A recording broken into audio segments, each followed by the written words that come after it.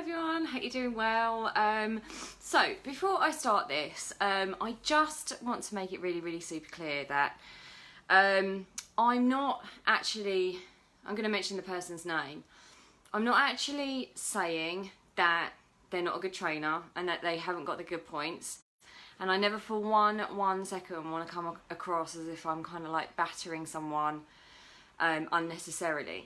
But I think sometimes when you are faced with information that you can see is utter, like really damaging to the wider audience and actually to all the people that follow her, you have two choices. You either sit by and just hope that the damage doesn't get made worse, or you actually make a stand and actually say, okay, anyone that thinks this stuff is true, I would like to offer an alternative opinion based on my experience and what I know. And I'm never saying that I'm right about things, but what I do know is some of the things this person is saying are just absolutely insane.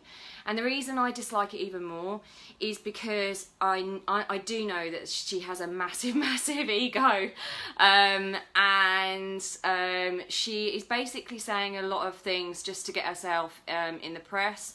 She's saying lots of things that are scientifically untrue, and I just don't like all this kind of ego-driven stuff, that you're getting your 2 pence worth of fame by saying, yeah, this utter nonsense. So the person is Tracy Anderson, and she's massive in America. She's massive here as well, in the UK. So she's got studios, she's trained celebrities, all that sort of stuff. Have I trained celebrities? A couple, but like not of the A-list that she's done. So this is how she's got a following. She's got studios. So she's done very well for herself. However, the first thing that I've just recently read about her is she says, do not lift more, women, do not lift more than 15 pounds of weight, ever. So no woman should ever lift more than 15 pounds if you want to be lean and not bulk. So this goes against everything that we know scientifically is true. Women cannot bulk. How many times have I had women come to me, understandably, saying, Claire, don't make me lift too heavy, don't do too heavy, because I really don't want to bulk. I really don't want to bulk. Do you realise how hard it is for women to bulk? Really? Like the testosterone that guys have, like that's what makes them bulk. We don't have that level. And, you know, there are so many different variables that would make you bulkier than other people, genetics, all that, but it's not lifting really heavy weights that's going to make you bulk up. And if you look at some of the women, the bodybuilders and all that sort of stuff, I'm going to go out on a limb here, most of those are taking steroids in order to bulk because they actually can't physiologically, because we're female and we don't have that level of testosterone. So for a woman that's in the limelight to say don't lift more than 15 pounds because you are going to bulk is pretty like disgusting, I think, because I lift way more than that and I'm not bulky. And yes, genetically I'm a little bit smaller than others might be, but to say that all women are going to bulk if they lift too heavy is just, it's just disempowering to women, to be honest, because if those women do want to get strong and, you know, they find it quite empowering to lift weights like I do, to say you're going to bulk if you do is just kind of a bit like, you know, kind of treating like women like, oh, just go over there and lift small weights. You know, you don't want to be bulky, you don't want to be too strong. So shame on you, Tracy Anderson, for saying that, because that's actually not based around science at all. You will not get bulky if you lift more than 15 pounds. Shame. The next thing, what else was I reading here? Oh, this is amazing. As you age, this is what she said, as you age, the stronger you make your bicep. The worse your skin under your arm, tricep, is going to sag. What? The more you work your bicep, the more your tricep's going to sag as you get older. What the actual, what's that even? I can't even, like, I told James that. I was like, well, I don't even know what in the world is she thinking by saying that?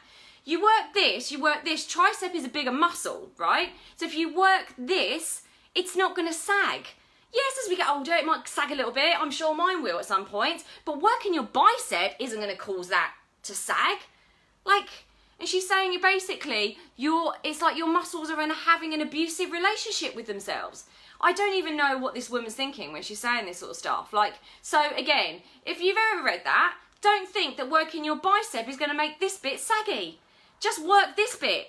And, you know, if you want loads of, like, there's so much help out there about how to do some, like, amazing moves to your biceps and triceps. So don't listen to that either. The next one is her nutrition. Again, like, really, really deeply distressed about her nutrition plan. I think it's a 30-day plan, right? So, looked at it. It's not based on nutrition. It's based on starvation. 700 calories a day. 700 calories a day for 30 days. That's not helping people have a healthy relationship with food.